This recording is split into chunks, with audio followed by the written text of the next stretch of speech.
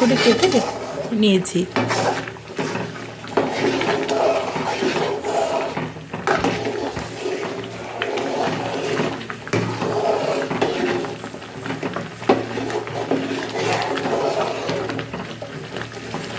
এখন গুড়টাকে ভালো করে নাড়িয়ে নাড়িয়ে গলিয়ে নিচ্ছি।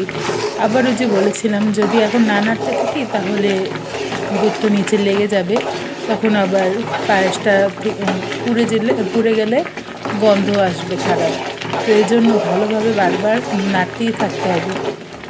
আর এই যে এখন দেখছেন ফুটছে, এগুলো হাতে ছিটে চারিপাশে ছিটতে থাকে, তো এগুলো হাতে লাগলে খুবই জ্বলে। তো আপনারা একটু সাবধানে থাকবেন আর সাবধানে একটু নাড়বেন আর কি। এই তো তৈরি হয়ে গেছে, আমি এখন পাত্রে ঢেলে নিয়েছি। তো যদি আমার ভিডিওটা ভালো লেগে থাকে তাহলে সবাই লাইক করবেন। Thank you.